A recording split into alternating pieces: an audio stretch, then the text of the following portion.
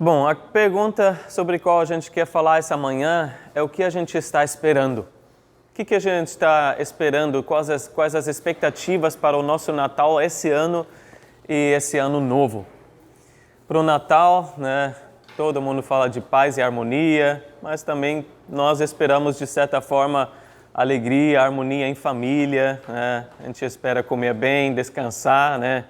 Quem não espera, pelo menos por um momento, que pode descansar um pouco da correria, né? E às vezes a gente espera até preparar uma festa perfeita assim, né? Quem não pensa em todos os detalhes, porque tem que sair perfeito, porque pelo menos uma vez por ano, né? A gente tem que ter um momento assim, tranquilo em família. Mas não é assim que muitas vezes a gente tenta pensar em tudo, mas quando a hora chegar, não sai tão perfeito assim, né? A gente fica até um pouco desapontado, né? Porque todos os detalhes não dão tão certo, né? Não sai tão perfeito quanto a gente esperava. E, de repente, acontecem algumas dificuldades inesperadas, né? A gente fica frustrado com alguns desentendimentos, né? E alguma coisa não sai como a gente achava, parece que falta alguma coisa. E a gente olha para o ano novo também, né? E a gente pensa, tomara que tenha uma melhoria, né? Uma melhoria da pandemia, uma melhoria da economia, uma melhoria na política. Mas, se não acontecer, né, essa melhoria, se não for do jeito que a gente espera, pelo menos. E hoje a gente vai ver duas pessoas que esperavam ansiosamente pelo Natal, né? Que tinham grandes expectativas para esse dia chegar. E havia muito tempo que eles estavam esperando por esse dia.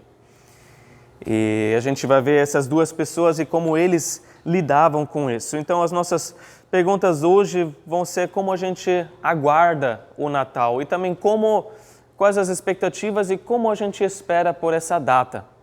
Porque a gente sabe que, de certa forma, nós esperamos, mas as crianças muito mais ainda, né? Quem não gostaria de ser criança, né, nessa época, porque cria uma boa ansiedade, até na gente, né, de certa forma, mas para crianças é férias, né?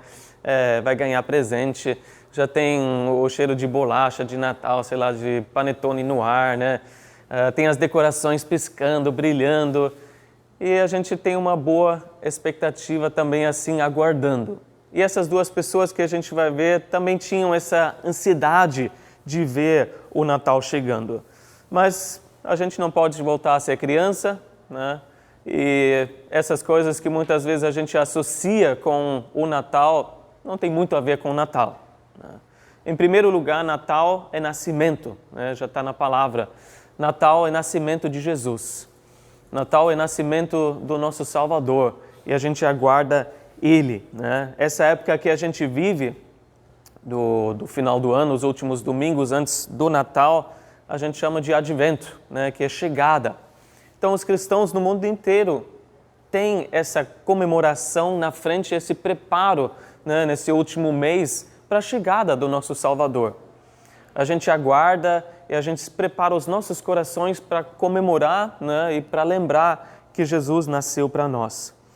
Então, essas duas pessoas, né, estão aguardando e esperando o Natal e a gente vai ver como a gente também se encaixa nessa atitude que essas duas pessoas nos apresentam. Vamos ler agora em Lucas capítulo 2, versículos de 21 a 24, para começar.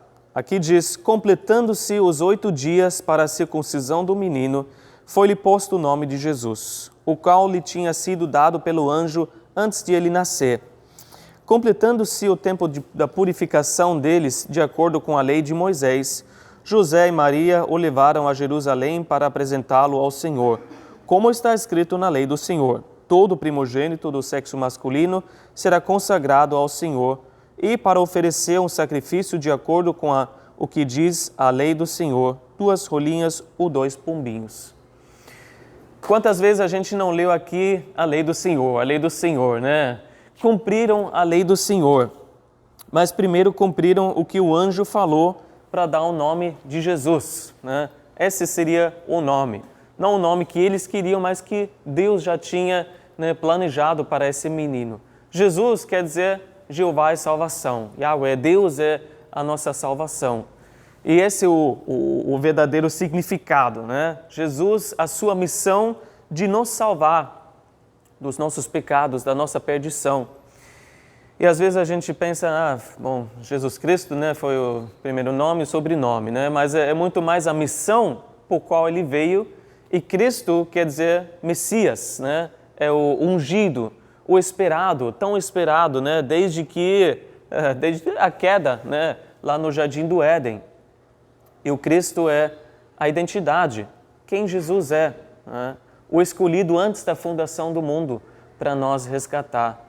A segunda pessoa da Trindade, Deus que se fez carne, né?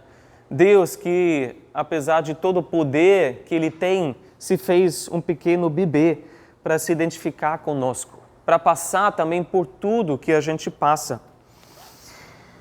Então eles deram o nome de Jesus e aí seguiu, né, várias etapas que todo menino, né, toda família no judaísmo precisava passar. E Jesus, junto com os seus pais, cumpriu toda a lei, obedeceram às leis, né, já desde o começo. Porque Jesus disse, eu não vim abolir a lei, não vim tirar todo o Antigo Testamento, joga tudo fora, não precisa, eu vim cumprir a lei. Então foram várias leis, uma sequência, né? A circuncisão no 8º dia, a apresentação depois de 40 dias e depois a oferta, né? O sacrifício para redimir, né? Em troca do primogênito que pertencia ao Senhor, tanto de animais e também de crianças, né? Foi tudo isso que eles fizeram. E é até engraçado que a gente vê Jesus chegando no mundo e já tem que esperar, né? A gente reclama de fila, a gente reclama, né, de tempo de espera. Jesus teve que esperar 40 dias para poder ser apresentado ali, né, junto com os seus pais. Mas em relação às leis que ele cumpriu, obviamente tem muito mais leis no Antigo Testamento, né? Os fariseus da época, eles fizeram uma lista e chegaram no número de 613 leis. Eles achavam que estavam cumprindo todas as leis, né? Nós somos os melhores, orgulhosos, né, de si mesmo. Mas a Bíblia fala, se você quebra uma lei só, você quebrou todas elas, né? Você é um transgressor da lei. Então, se você só pega os 10 mandamentos, você olha, não minta. Você já mentiu alguma vez na sua vida? Eu não. Acabou de mentir, né? Porque é impossível você não ter mentido uma vez na sua vida. Já roubou? Foi um chiclete, quando eu era criança. Já roubou. Então é impossível da gente cumprir todas as leis. E por isso Jesus veio, né? Para cumprir todas as leis, as exigências justas e santas de Deus em nosso lugar. E ainda entregou a sua própria vida em nosso lugar para pagar pela penalidade dos pecados que nós cometemos, porque ele não cometeu pecado nenhum, ele não tinha pecado. Tudo isso para que a gente pudesse ser aceito por Deus, né? Ele já deu o pacote inteiro e falou, toma, agora só creia e receba, já está tudo pronto. Já cumpri toda a lei, né? Já perdoei todos os pecados, paguei a penalidade, agora é só receber. E para isso Jesus veio, para nos dar esse presente. Bom, Jesus fez tudo isso e um detalhe que a gente lê aqui desse sacrifício, que eram, né, eles podiam escolher dois rolinhos ou 2 pombinhos, e isso que eles apresentaram. E esse era o sacrifício, a oferta de uma família humilde, de uma família pobre, que não tinha condições. A lei tinha essa abertura, geralmente era um cordeiro, mas quem não tinha condições, né, recursos, podia levar então 2 rolinhas ou 2 pombinhos. E isso que eles levaram, mostrando para nós que Jesus veio de origem humilde, né, de uma família pobre na época. Isso é engraçado porque Jesus, o Rei dos Reis, o Senhor dos Senhores, né, Deus em carne, o dono de tudo, se fez tão pequeno mesmo, né, e se humilhou dessa forma para que ninguém pudesse dizer, mas ele tem um tratamento especial, né? Ele tem uma vantagem sobre nós, porque já nasceu, sei lá, na família do rei, no palácio. Não, ele se identificou com cada um de nós porque veio de nada, né? Não tinha vantagem, não tinha até muito menos do que a maioria de nós. Mas mesmo assim, viveu uma vida perfeita para Deus, né? Ele se identificou com todas as pessoas no mundo, porque se você ver as estatísticas, a maioria das pessoas vive um certo problema de economia, né? A maioria das pessoas não é rica, sei lá, são uns 5%, né, o que dizem no mundo inteiro. Então, ele veio para se identificar com todas as pessoas. E no final das contas, todos nós somos espiritualmente pobres, né? Até as pessoas mais ricas do mundo, né? A gente sabe que passam por muito mais problema, né? Emocionalmente falando, no coração, do que as pessoas que não têm tanto assim, mesmo não tendo o Senhor Jesus, né? Porque o amor ao dinheiro traz muitos problemas, né? É a raiz de todos os males. Bom, uma outra coisa que a gente aprende com essa oferta, não apenas veio de uma origem humilde, mas também tudo isso aconteceu antes dos magos chegarem para Jesus. A gente tem a imagem, né, na nossa cabeça, está ali os pastores, né, daquela noite e os magos, né, trazendo os presentes para Jesus. Mas, na verdade, eles chegaram só alguns meses depois que Jesus nasceu. A gente vê aqui, com certeza passaram 40 dias, por quê? Eles ganharam ouro, certo? Foram um dos 3 presentes que a Bíblia menciona. Se eles tivessem recebido ouro, né, eles com certeza teriam ofertado outra coisa, um cordeiro, né, para o Senhor naquele momento e não a oferta de uma família pobre. Em segundo lugar, talvez vocês se lembrem que José foi alertado em sonho para fugir para o Egito, né? E se isso tivesse acontecido, né, os magos chegando e Deus falando, foge para o Egito, ele não teria voltado para Jerusalém, com Herodes furioso daquele jeito. Então, se os magos, para nós, são uma cena natalina, né, a gente está falando de Natal, essa passagem com certeza é muito mais natalina ainda, tá? Então, a gente está falando aqui do Natal mesmo. Levaram, então, esse sacrifício. E nessa cena ali do templo, então, chegam essas 2 pessoas das quais nós falamos, né, que tinham essa expectativa, esse desejo do Natal chegar. Vamos ver os versículos de 25 a 35, a maior passagem aqui, falando desse homem Simeão. Versículo 25. Havia em Jerusalém um homem chamado Simeão, que era justo e piedoso, e que esperava a consolação de Israel. E o Espírito Santo estava sobre ele. Fora-lhe revelado pelo Espírito Santo que ele não morreria antes de ver o Cristo do Senhor. Movido pelo Espírito, ele foi ao templo. Quando os pais trouxeram o menino Jesus para lhe fazerem o que requeria o costume da lei, Simeão tomou nos braços e louvou a Deus, dizendo: Ó soberano, como prometeste, agora podes despedir em paz o teu servo, pois os meus olhos já viram a tua salvação, que preparaste à vista de todos os povos, luz para revelação aos gentios e para a glória de Israel, teu povo. O pai e a mãe do menino estavam admirados com o que fora dito a respeito dele. E Simeão os abençoou e disse a Maria, mãe de Jesus: Este menino está destinado a causar a queda e o soerguimento de muitos em Israel, e a ser um sinal de contradição, de modo que o pensamento de muitos corações será revelado. Quanto a você, uma espada atravessará a sua alma. Bom, Simeão, obviamente já uma pessoa idosa, né? Um homem de idade, porque ele estava ali já há muito tempo esperando, tinha a expectativa de ainda ter o verdadeiro Natal antes dele falecer. Ele tinha essa grande expectativa e estava ansiosamente esperando esse momento.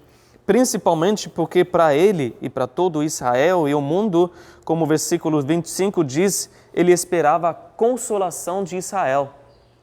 Isso é um outro nome, um outro título para Jesus, que é o consolo, a consolação. Ele esperava que chegue a consolação logo. E a consolação, como nós né, no decorrer desse ano, fizemos vários estudos a respeito, é algo que a gente precisa muito, né, nesses dias que a gente está vivendo. Porque consolar é o ato de aliviar a dor, o sofrimento, a aflição, né, e tudo que a gente passa, né, a tristeza desse mundo. Porque todo ser humano, com certeza, passou por muita dor e sofrimento nesses últimos 2 anos. Não importa quão, em aspas, bem você passou por essa pandemia, você teve a sua parte de tristeza, de dor e de aflição. E recentemente a USP até fez uma pesquisa entre 11 países apenas, né, por assim dizer, mas descobriram o quê? Que o Brasil está em primeiro lugar no ranking de depressão e de ansiedade, né, pós-pandemia. Então todo mundo passou por um problema enorme e isso está crescendo cada vez mais, como a gente vê as consequências, né, emocionais dessa pandemia. Eu até diria que hoje a gente vive muito mais por aparência do que antes, né? Aparência e, infelizmente, medicamentos. Porque quantas pessoas não passaram a tomar um calmante ou algo mais forte para passar dias, né, assim que a gente está vivendo. A maioria, eu até diria, não posso comprovar, mas eu diria a maioria das pessoas que você vê andando por aí está por um fio, né? Parece que está tudo bem, parece que está tudo sob controle, né? Mas só falta acontecer uma coisa inesperada e a pessoa mostra que já está no fim das suas forças, já está no fim da sua paciência, já está no fim da esperança, né? Não precisa muito, né? Como a gente precisa de persistência e resiliência nesses momentos, mas quem tem, né? Só Jesus na nossa vida para poder continuar. E o consolo está em Jesus. Ele é a consolação. É o Espírito Santo que enche o nosso coração com esse consolo do Senhor.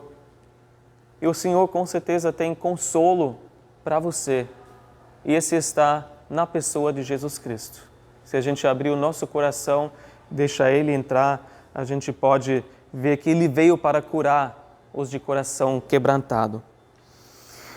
Bom, a segunda coisa que nós vemos aqui, versículo 26, é a promessa pessoal que ele tinha. E o Espírito revelou para ele, né? Você não vai morrer antes do verdadeiro Natal chegar, né? Antes de você receber um presentão. E ele foi conduzido, né, até Jesus, até aquele bebê. E com certeza, quando a gente tem o coração aberto, o Espírito vai e com mais facilidade pode nos conduzir para onde a gente pode conhecer mais Jesus. Então, com certeza, cada um de nós está aqui, não é por acaso, né? O Espírito Santo trouxe você, o Espírito Santo quer falar com você e quer te revelar Jesus. Que Ele né, o verdadeiro Natal, Ele é o sentido não só dessa época, mas de toda a nossa vida. E o que Simeão fez com Jesus? Versículo 28, a gente vê que ele tomou esse bebê no braço, né? Pediu licença para Maria e José, né? Pode pegar. Hoje em dia a gente fica até com mais receio ainda, porque né, máscara e a distância e tudo mais.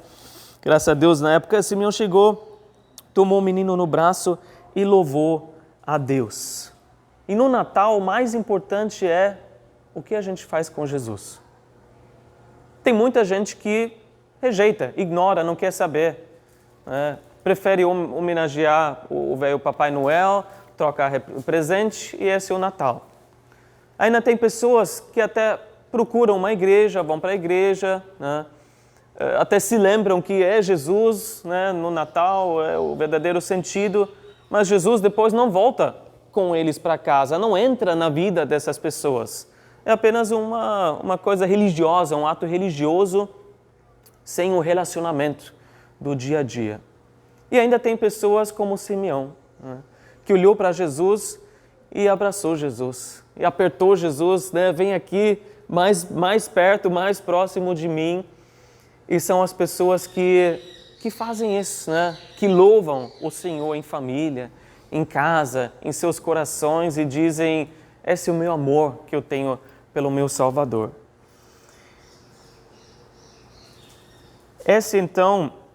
foi o primeiro e último Natal de Simeão, né? Foi o primeiro e último porque depois ele sabia, agora estou pronto para encontrar o meu Senhor, né? Mas o quanto ele esperava pelo Messias, quanto ele amava Jesus. A gente entende aqui que ele amava o Messias mais do que a sua própria vida. Ele preferia ver Jesus e então morrer do que continuar vivendo sem ver Jesus. Porque ele poderia evitar, né, ver o Messias. O Espírito tinha revelado, você vai ver o Messias e depois, né, você vai ser recolhido. Ele poderia se rebelar e falar, eu não vou seguir a direção do Espírito Santo só para viver mais um pouco, né? Mas eu acho que se você chega nessa idade, você fala, não, o que eu quero mais é ir logo, né? A tradição até diz que ele tinha 113 anos, não temos como saber, né? Mas o que a tradição diz. Mas ele falava, eu quero ver Jesus, é mais importante do que a minha própria vida. E o Natal para nós também é isso, ajustar o nosso foco para ver Jesus por quem Ele é. Tão pequeno e frágil como esse bebê, né, que estava na mão de Simeão, mas Deus em carne, o Todo-Poderoso, poderoso para salvar. E a gente tem que se perguntar, né, o quanto eu desejo estar com Jesus, o quanto eu quero que Jesus seja real nesse Natal. Eu realmente acho que Ele é mais importante do que a minha própria vida, ou as coisas que eu tenho, e por amor a Ele, o que eu estou disposto a fazer nesses dias? Será que eu tenho uma atitude, um coração como Simeão, ou uma frieza de repente? Um detalhe até que a gente precisa destacar é que todo mundo precisa ver Jesus antes de morrer, né? A gente precisa acertar as coisas com o Senhor, né, com Deus, através do seu Filho Jesus, antes de morrer, que chega uma hora que é tarde demais. Então a gente tem várias oportunidades na vida, né? Ninguém vai morrer sem nunca ter ouvido de Jesus. Deus dá um jeito, né? Mesmo que seja através de sonhos no mundo árabe e tudo mais, né, que a gente ouve. Mas todo mundo tem que tomar uma decisão. Eu preciso me arrepender dos meus pecados, eu preciso receber em fé, né, esse sacrifício de Jesus no meu lugar, eu preciso aceitar o perdão dos meus pecados antes de morrer e ter a certeza da minha salvação. Isso que Simeão tinha. E nos versículos de 29 a 32 a gente viu então o louvor, né? Ele pegou o menino e ele louvou a Deus, mas a gente vê que ele não falou diretamente com o bebê, né? Você é o Salvador. Não, ele se direcionou a Deus Pai, que nos dá para entender o quê? Que Jesus, como bebê, não estava entendendo as palavras que esse homem bondoso estava falando, né? Ele não respondeu, valeu, sou eu mesmo, né? Acertou, né? O bebê Jesus não entendeu o que ele estava falando, deu uma piscadinha, né? Acertou, eu sou o Messias, né? E a gente entende que Jesus é 100% Deus, mas também 100% homem. Ele se tornou tão pequeno, tão humilde assim, abriu mão da sua glória para vir nesse pacote de bebê. Porém, desde a fundação do mundo, Ele é o Salvador, né? Ele é a salvação e, como Simeão já viu com uma visão maravilhosa, como judeu ainda, salvação para todos os povos. Não só de Israel, não só de uma etnia, né, de uma classe social, sei lá, de uma certa idade. Não, de todos. Todos os povos, todos judeus, gentios, luz para todos os povos. Uma luz que brilha na escuridão desse mundo, né? Que brilha na confusão dos corações, que brilha na solidão das pessoas que passam sozinhos, às vezes, no Natal, que brilha na perdição do nosso próprio coração. Essa é a luz de Jesus, da salvação que veio. E Simeão olhou e falou, agora eu posso descansar, sabendo que o Messias já veio, né? O tão esperado, esse Natal que eu estava esperando há tanto tempo. Agora posso descansar sabendo que Ele vai completar a obra de morrer também na cruz para perdoar os pecados do mundo inteiro, inclusive os meus. E a gente não sabe quanto tempo depois, mas Ele estava pronto para encontrar o seu Criador. Mas no final, ainda deixou uma pequena advertência para os pais, né? Principalmente para Maria. E os pais ficaram admirados com tudo isso, mais uma informação na vida deles para juntar para esse quebra-cabeça sobre a vida e a missão de Jesus. Mas ele virou, né, para Maria principalmente e falou, olha, ele é um menino especial, tão especial que qualquer pessoa vai precisar tomar uma decisão a respeito dele. Não dá para ficar no muro, não dá para falar, eu não sei, ou você é por Jesus ou contra Jesus. Tudo que Jesus falou em vida é tão claro, as afirmações tão absolutas que não tem como ignorar, que exigem uma decisão. Ele falou, eu sou o caminho, a verdade e a vida. Ninguém vem ao Pai a não ser por mim. Ele falou, eu sou a ressurreição e a vida, eu sou a luz do mundo. Se ele fala, eu sou, quer dizer, mas ninguém é. Ele falou, eu sou a pedra angular que os construtores rejeitaram, jogaram fora. Aquela pedra mais importante para qualquer edificação na época, para qualquer edifício. E ele falou, essa pedra, ele falou até no Evangelho de Lucas, capítulo 20, versículo 18, todo o que cair sobre esta pedra será despedaçado, e aquele sobre quem ela cair será reduzido a pó. A gente tem a opção, mas a queda total ou o surgimento, o levantamento dependem disso. O que a gente faz com essa pedra? Que na época os construtores, as autoridades religiosas rejeitaram. Se a gente cair sobre ele, Jesus fala, se a gente se lança sobre Jesus, eu não sei tudo, eu não entendo tudo, mas eu sei que ele é salvação, ele pode me ajudar, ele é a solução, você vai ser despedaçado, o seu coração pode ser quebrantado diante de tudo que você vai entender quem você é, um pecador que precisa da salvação, mas você vai ser curado e levantado de novo. Mas se você rejeitar ele, no último dia essa pedra vai cair sobre você. Você vai ter que responder para ele um dia sobre toda a sua vida. E aí não vai sobrar nada, Como diz, o versículo será reduzido a pó.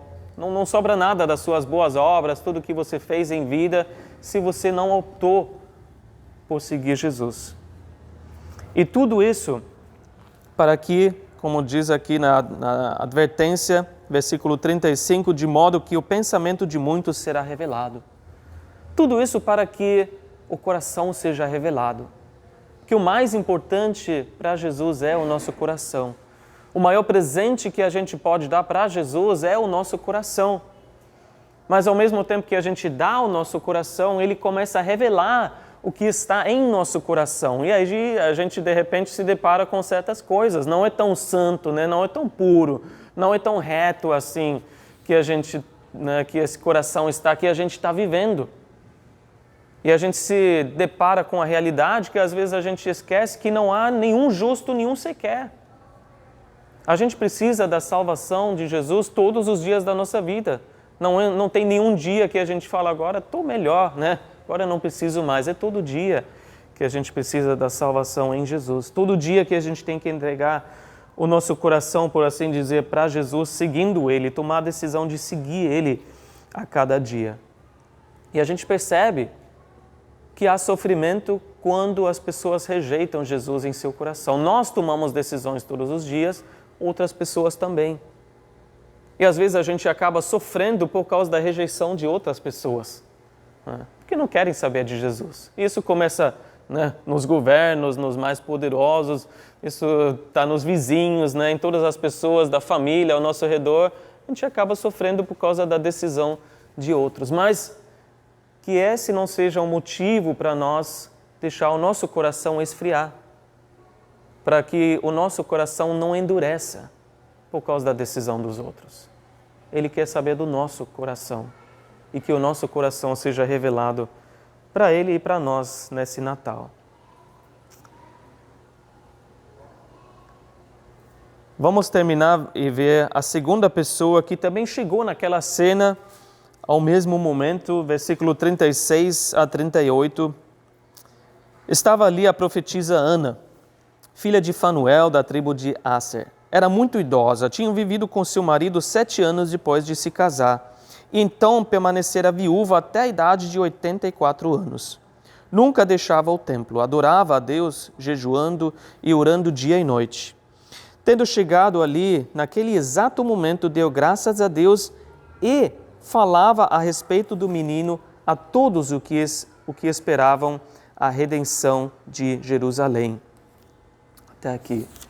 Tinha mais uma pessoa idosa, 84 anos, esperando o Natal. Já em circunstâncias mais difíceis, porque órfãos e viúvas eram as pessoas mais sofridas, principalmente da época.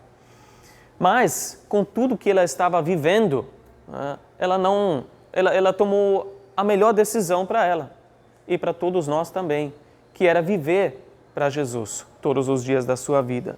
Servir ao Senhor Jesus todos os dias da sua vida, apesar da adversidade. E a gente vê uma pessoa de 84 anos, viúva.